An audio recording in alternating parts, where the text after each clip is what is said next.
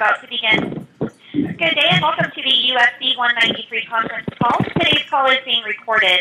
At this time, I'd like to turn the call over to Carolyn Blakely. Please go ahead, ma'am. Thanks, Elizabeth. Welcome, everybody, to the UFC 193 media conference call. UFC 193 takes place Saturday, November 14th in the U.S. and Sunday, November 15th in Australia from Etihad Stadium in Melbourne. This event airs live on pay-per-view at 10 p.m. on the East and 7 p.m. on the West.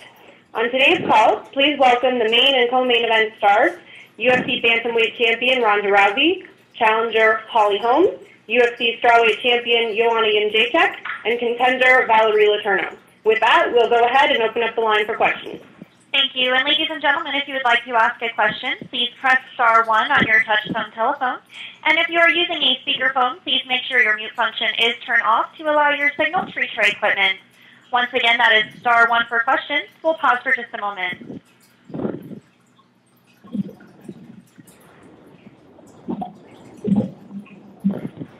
And once again, that is star 1 if you'd like to ask a question.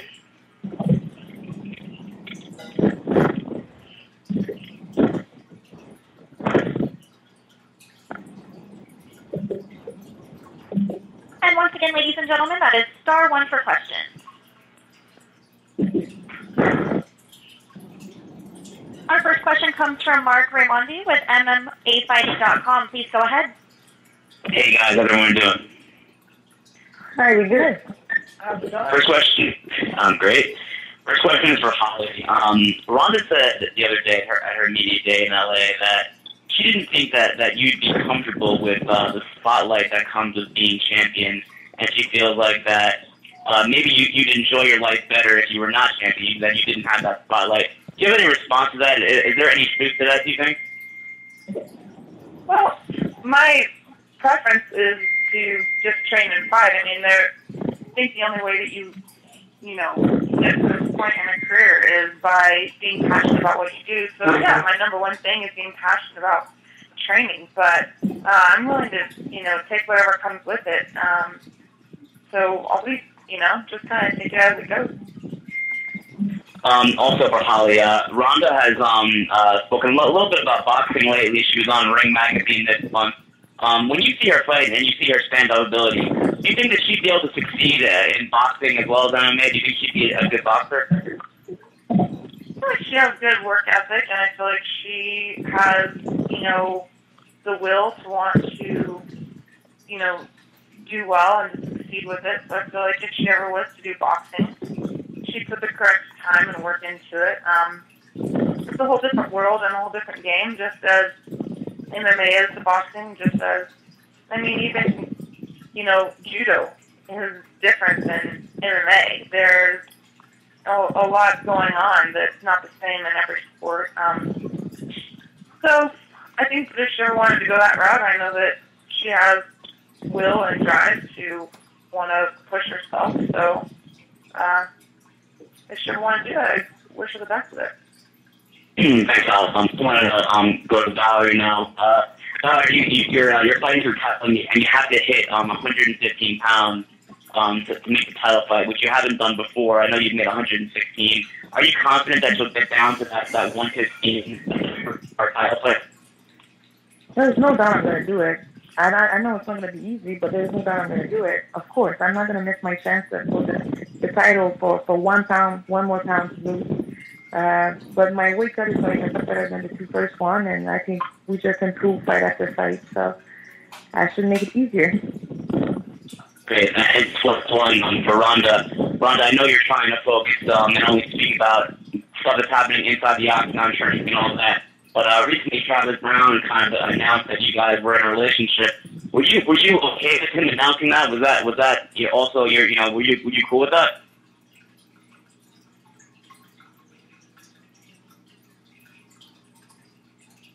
Hello? Hello? And I'm sorry, it looks like Ronda's line is just disconnected. And we will call her right back. Just one moment.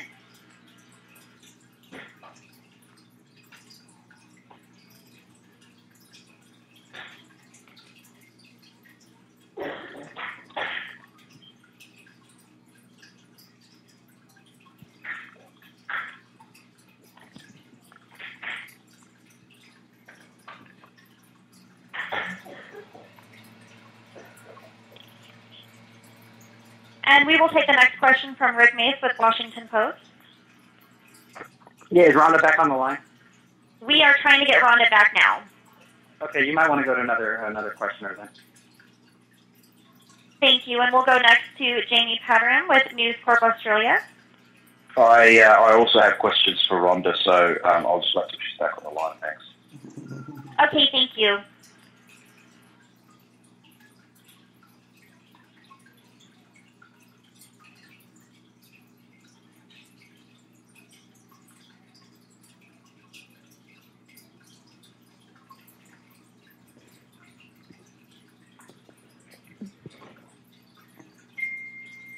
And everyone, we are still trying to get Ronda back on. Please stand by.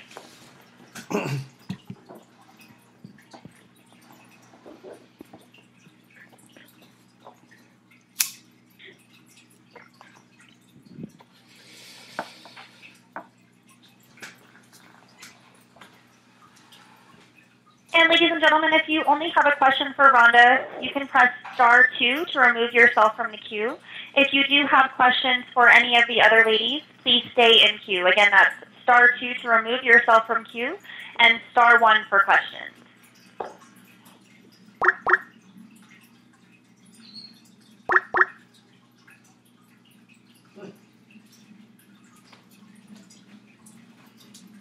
We'll take a question from Jeffrey Harris with 411 Mania. Thank you very much for joining us today. My first question is for Joanna. Joanna, this is only, I think, your 5th UFC fight. What's it like to be a part of one of the biggest cards in the history of history and getting to be in a title co-main event opposite Ronda Rousey? Did you ever dream something like this could happen to you? Of course, I was dreaming about. I'm very happy. Like I said so many times, that I'm very happy that I can be part of UFC, that I became UFC fighter, and that I became UFC champion. And it's a pretty big deal for me, for Ronda, for all of us. And I'm very happy that I can fight on the same card with Ronda. My fight in Berlin in June was the main event fight, so. I know Ronda is simply the best, so I'm happy that I have come even fight before her main fight, on this card. So I'm very happy. It's a really big deal for me. I'm training so hard, so I will put on show November 14th. Your opponent, Valerie Letourneau, will probably have a slight size and reach advantage over you. Do you think that makes her a more complex challenge than some of your other opponents before? What the question is? Since Valerie will have a slight size and reach advantage over you, do you think that makes her a more complex challenge than some of your previous opponents in the UFC? What do you mean, like? Okay, she has a longer reach than you. Have you had to adjust your training because of that?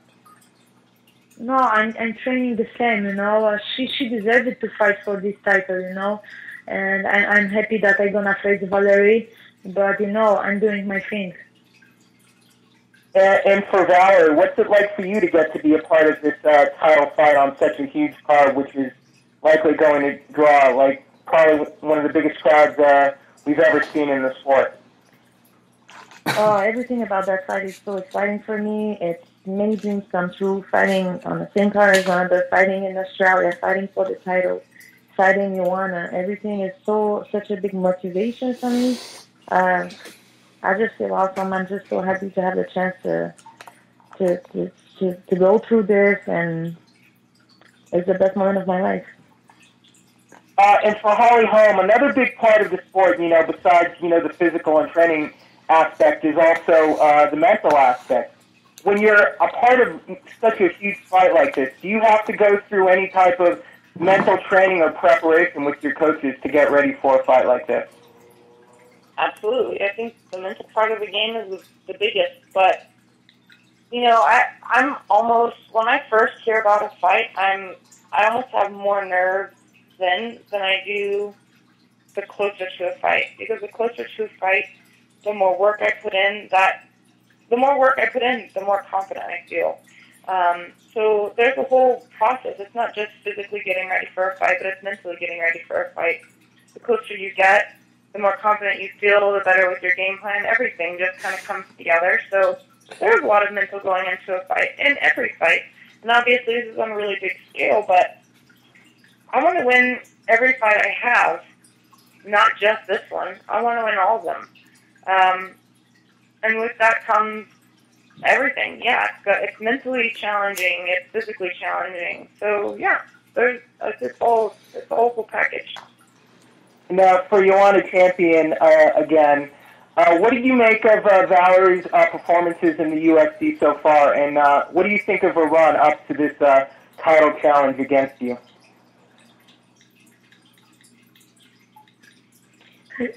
Could you repeat, because the connection is very bad? I'm very sorry. What did you think of Valerie's performances in the UFC before and her run up to this title challenge? You know, I honestly, I watched her last fight against Marina Moros, and she did very well. She almost knocked her out in the first round. So I supposed to beat Valerie for what she did in Krakow. You know, she just had a big mouth, and but she wasn't ready for a fight with me. So Valerie just beat her in last fight. So she did well, you know. She's very good striker, and I'm happy that I'm gonna face Valerie, you know, before she did very well. So she's the right person, you know.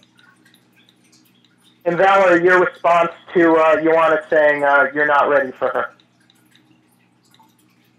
Maybe she's gonna have a bad surprise on November 14th. I mean, I feel like I improved from my fight from Jessica Rakoczy to Moros, but I feel like I can improve 10 times more already between my fight from Moros to now. So I just can't wait to put it all there and to show what I'm capable of, and I just hope I'm going to be able to put everything I've been working on in that fight. Thank you very much, and good luck to everyone in your fight. Well, one more. Can I say something? But I'm not Marina Moros, and I'm not Rakoczy. You know, I'm Joanna Champion. I know you're a great fighter, Joanna. There's no doubt about it. Good. That's good. Yeah. All right. Keep it in your mind. All right, guys. Don't worry about that. Guys, this is Dave Scholar jumping in. I know you're afraid already. Guys, this is Dave Scholar jumping in. Wanted to let you know that we are continuing to work on getting Ronda's line reconnected. We are currently experiencing a technical difficulty. In the interim, we'll continue to take questions for Joanna, Valerie, and Holly. And we will take our next question from Alex Artis with the Herald Sun. Alex, your line is now open. Good morning from me over here. It's Alex Oates from the Herald Sun. This is a question for any three of the girls. You can jump in and answer it at any time. I'm just interested in when you're going to land in Australia and what your plans and preparations will be when you get here, like where you're going to base yourselves and what your training will be. I didn't understand that question. When are you going to arrive in Australia, and what will you be doing when you get here? Like, what sort of, is it a matter of tapering your training down or ramping it up, etc.? You know, give us a snapshot of what your training will be like once you arrive here. That was for me or for all the girls, the question? For Valerie? Yeah, for any of the girls, anyone can jump in here. Well, I'm going there. I'm leaving on Monday, so personally, I'm just gonna keep on track. I feel awesome right now. I just want to be injury-free and just keep going and feel exactly how I feel right now. So I'm going to keep, staying in shape, cutting my weight, and be ready for. I'm going to be 10 days. I'm going to be there 10 days before the fight. Thank you. I'll be getting there. I leave Friday, landing there Sunday morning, so I'll be there 7 days prior. I just wanted to finish my whole camp here and just taper down my workout when I get there.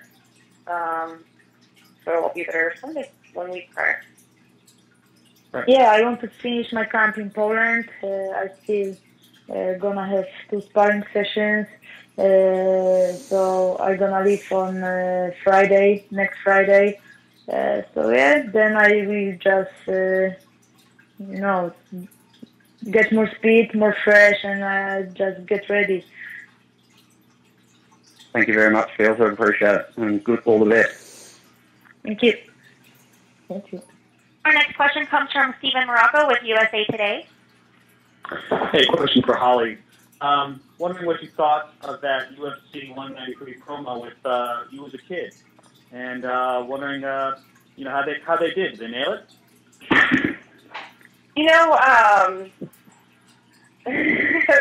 Everything's kind of different.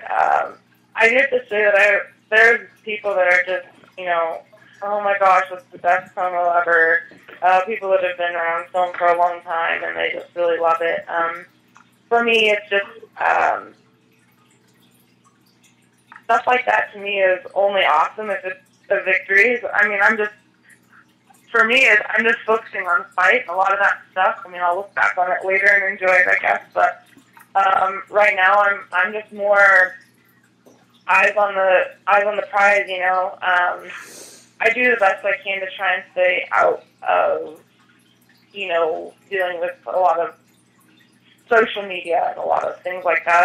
I probably should actually do better at it. I appreciate that they put so much into it, and I think that the response on it has been awesome. A lot of people really, really loved it. So I think it's awesome that they did a promo like that. But like I said, all that doesn't mean anything unless I do well. So I've just been focusing on the fight, and that's it. Have you ever fought as an 8-1 underdog? I mean, you're talking 11-1 in certain living lines, but I'm wondering if that's ever happened to you before, and what that experience is like compared to coming in as a massive favorite. The fact that I'm an underdog? Yep. I've been the underdog more than once, and that's fine with me. Every day in training, I'm up against great training partners. Every day is a test for me, so I don't mind being an underdog. It's I think the last time that I really felt coming in as an underdog was a couple years ago. I had been knocked out cold by the French champion Anne-Sophie Mathis, or Matisse, and she had 21 out of her 24 wins were by KO and hadn't lost in 17 years, and she had just knocked me out. And I took the rematch with her because I believed I could beat her. And a lot of people thought I was crazy for doing that. And it was a huge thing that I took on, but I was able to get in there and avenge my loss and beat her. So yeah, there's been times I've had to face, opposition like that and have to believe in myself to get in there. And I've done it before, but those times are when the victory is even better. The more that you go through for a fight and the more challenge that you're up against, the better the victory is. And one more, if I could. There was a video several years ago of you training with John Jones at the gym. I'm wondering if you've done any of that recently and if he's given you any advice. Yeah, it's not like we'll shadow box a little bit and we'll kind of throw kicks and punches at each other. Obviously, he's not going to be, sparring with me like he would with the big heavyweight. But we have the same coaches. We have the same team, and I love to hear his input because he's obviously been able to take what our coaches teach and put it together perfectly. And so I love to hear his input on it, and he has been very helpful and very instrumental in this fight camp. So, a lot of things that sometimes he'll just brainstorm on that works really well for me, and he's been great. It's been a great help. I mean, how so? How has he been helpful in terms of how to beat somebody like Ronda? There's been times where he might even just come to my mitt session and have some ideas on things that he feels works with my fighting style and just ideas that he has. He's got a very, very good mind about fighting, and I always appreciate his advice. Okay, thank you very much. Our next question comes from Nick Savral with Yahoo 7 Sports. Good morning, everyone from Australia. Holly, obviously your strengths lie more in stand-up fighting, and Ronda has said that she's not afraid to exchange with you. How much have you worked on your jiu-jitsu and your wrestling, your grappling, and your takedown defense? Obviously, she's going to have to strike with you at some point, but everybody knows that there is that risk that she is so dangerous on the ground. Of course, I've been working on it. I think that'd be a really dumb mistake to not. I've been working very hard on it. I've been working hard with my ground game, with judo game, with all of it. You know, it's a full package. I know she's not afraid to stand up. She obviously has 3 knockouts under her belt for a reason. She's a tough fighter. There's a reason why she's the most dominant champion out there. I'm very aware of it, and it'd be dumb for me to go into my training camp thinking that I wouldn't have to work on these things. So 100%, I've been working very hard on it. Okay. What makes you think that, and this is not to say that I doubt you, but what makes you think you can succeed where others have failed in taking that title from her? Every style makes a difference. Every fight makes a difference. And I believe that I can do it. And I think that a lot of times some of these girls that get in there, I think they get in there with this, almost like they put her so high on up on a pedestal that they're not remembering that they're in there for a reason too.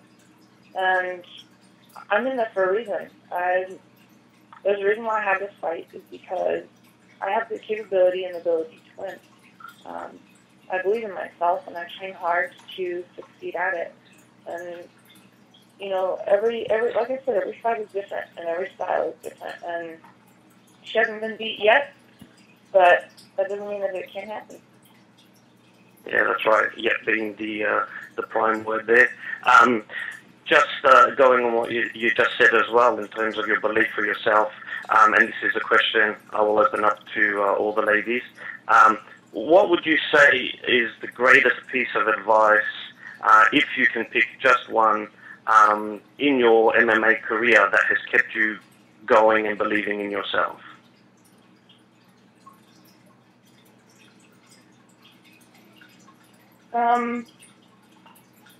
There's been a couple, probably 2 things. One of my first really big fights, one of my coaches just said, Holly, everybody keeps saying you're the underdog and she's going to knock you out. But guess what? She's just another woman. And that helped a lot. And there's also been times where I had to come back from a loss and come back from that. Just having my team behind me saying that they know that I can do it. And I have to believe in myself, because if I get in there and I believe in myself, then that's how victory happens. Nobody can fight for you when you get in there. The cage closes. You have your corner giving you advice, but nobody can fight for you. You're the one in there doing it. So if you don't believe in yourself, you're stuck. You have to believe in yourself. That's not going to happen. You've already lost. And I think that that's the biggest thing, is just have people around you that believe in you and help you with your confidence, and just take it on. Great. Joanna, the same question. What would you say is the greatest advice, the best advice you have received in your MMA career so far? I don't know. I think it's a difficult question, I always want to, do my best, and I learn a lot from Ernesto Cruz. He's like my father, I learned a lot from him when I was competing in Muay Thai and kickboxing, and he learned me just to be, quiet and calm, but to always do the best as I can in the ring or in the octagon. That's all, So stay calm, quiet, work hard, and that's all, follow my dreams. Yeah. And Valerie, same question. I think it's hard to answer. Also, I think I've been working with so much amazing people. It's hard to pick something, but It's a little bit like Joanna. I feel like when you go there and you just give your 100%, you can't have any regrets. You just go there and you give everything you have. And, the result, you have no control over what's going to happen in the fight, but as long as you give your 100%, you can't have any regrets. Okay, great. And one final question for all the ladies. Women's MMA has been around for a while, and Ronda is still very new at the sport, but she is obviously the biggest figure. The media is focusing mostly on her. Do you think there's too much attention on her? And if she leaves MMA, do you think that women's MMA exposure will suffer? That's for sure. But I don't think that she had too much attention. I think she deserved all the attention she had, and she's only been good for the sport so far. That would definitely hurt us not to have her, and if she decided to leave. Yeah. Joanna, same question? Yeah. I think Ronda, she did a great job for us. She's still doing a great job, and I think she just showed to everyone that we female fighters can compete on good level.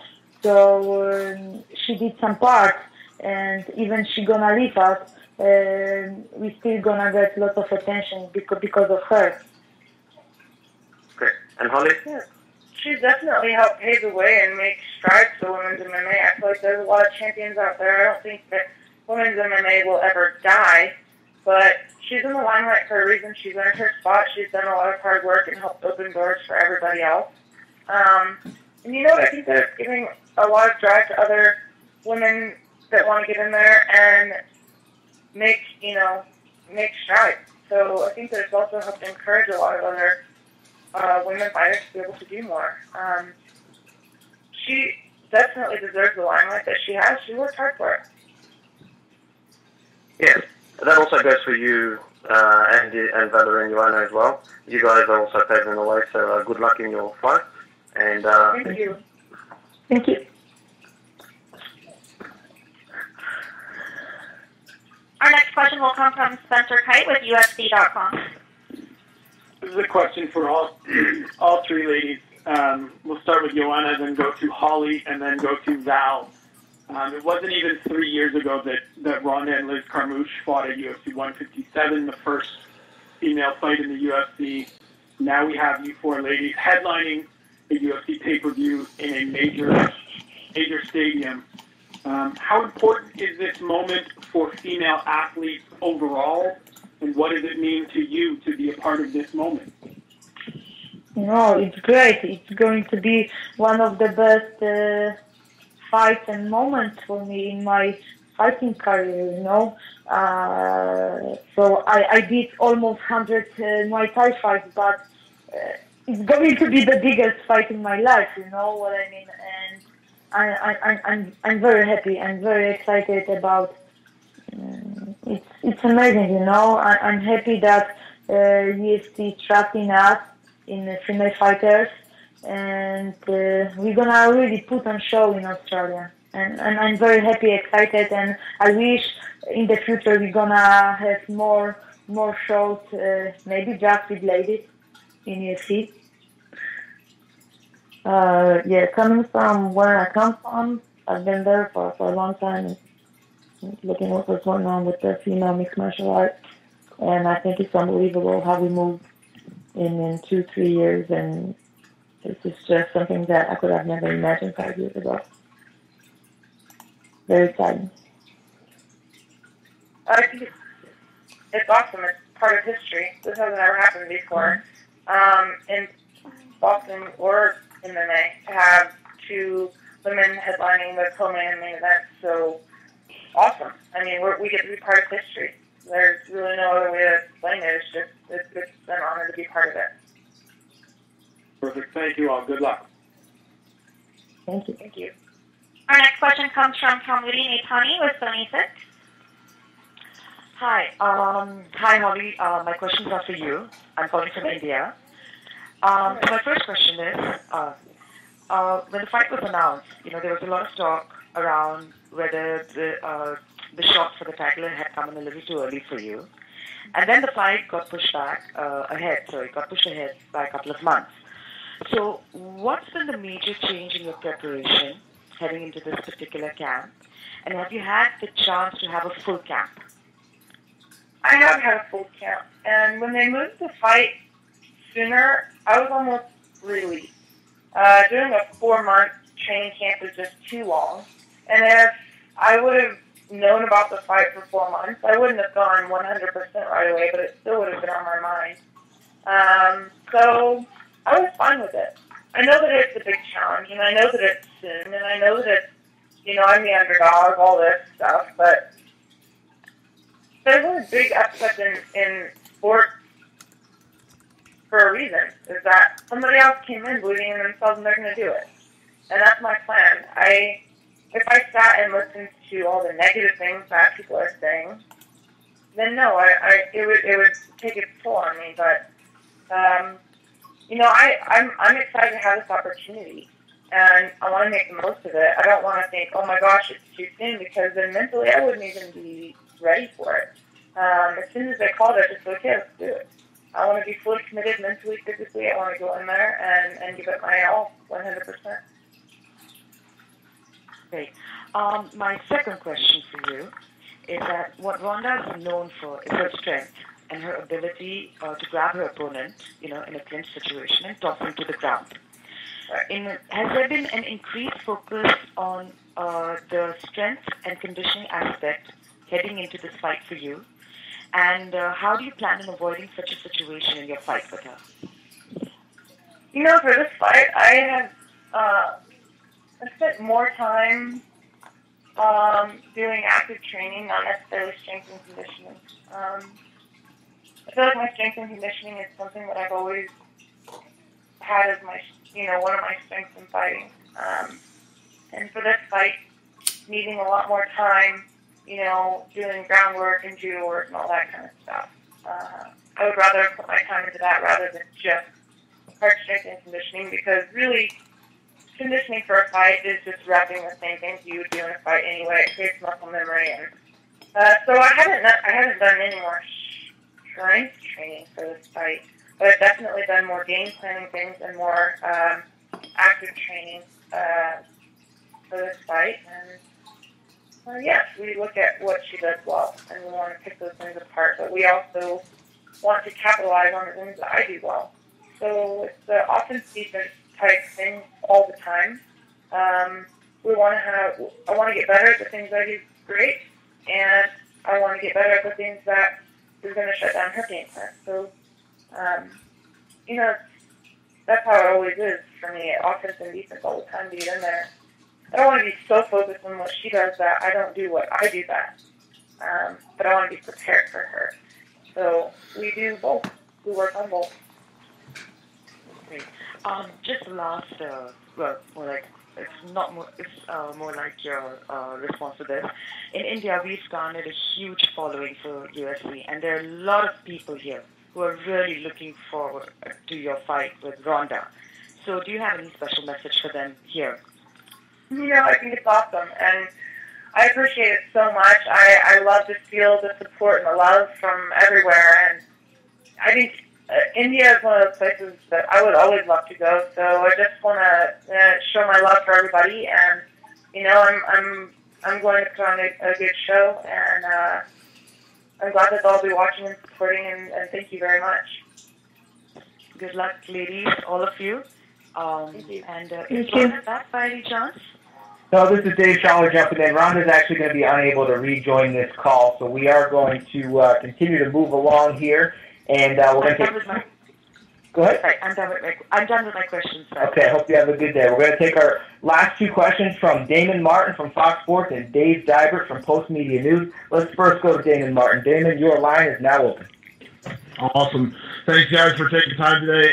First question is for Holly. I know the question came up earlier about, Ronda landing cover of Ring Magazine. I'm kind of curious your reaction. You were a two-time, Ring Magazine Fighter of the Year. I know this is only the second time a woman has ever been on cover of that, and obviously the first time ever for a mixed martial artist. Were you surprised? Were you maybe a little offended? You didn't get that honor? I don't know. I'm just curious because you come from boxing. You know, for me, I'm proud of the fact that I was Ring Fighter of the Year. You know, Ring Magazine's Fighter of the Year twice, and for me, that was an accomplishment off of fighting and things that I've done.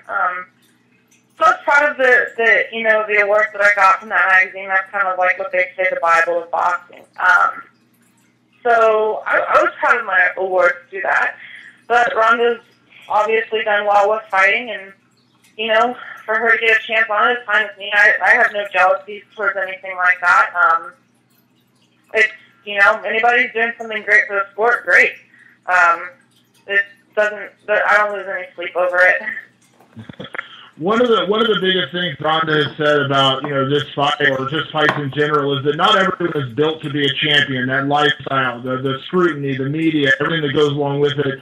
I know, especially in your hometown in Albuquerque, you know, you're a pretty big celebrity in your hometown, but obviously this is a much different feel. I mean, you got to win the fight first, but are you ready for that? Are you kind of mentally prepared for, you know, what happens after if you beat Ronda?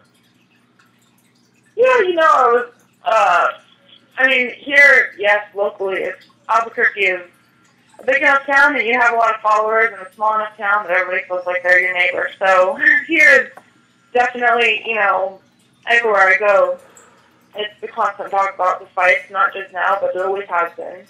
And it's great, and I'm fine with it. I almost feel like there's even sometimes a little bit more of a personal thing that people have. You know, they want to walk up and hug you, and they feel like they know you, and there's a lot of pressure from that. It's not like I haven't been surrounded by it. I know that it's on a bigger scale now. I know that Ronda deals with that wherever she goes, whether it's in her hometown or anywhere else.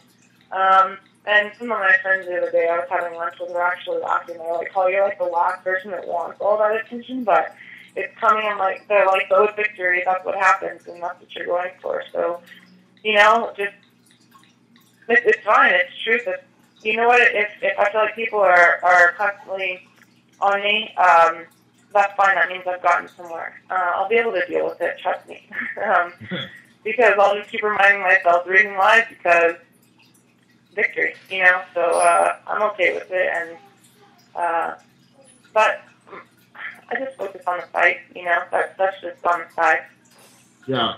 And last question for you, Holly. You know, obviously Ronda's fought a lot of great fighters, so I don't want to sound like I'm disparaging any of the other fight camps, but you come from a very, very famous fight camp, obviously Greg Jackson, Mike Winklejohn. You have champions, you know, left and right on every side of the gym. John Jones, obviously Carlos Condit, a former champion. I mean, does that help you in your preparation when you're getting ready for a fight of this magnitude, that you are not only, you know, you're surrounded by champions, but you also have a championship-winning coaching staff? I mean, these are people that have led fighters to multiple UFC championships. I mean, does that help? Maybe that's something that we haven't seen Ronda face before, somebody with such a strong team behind them.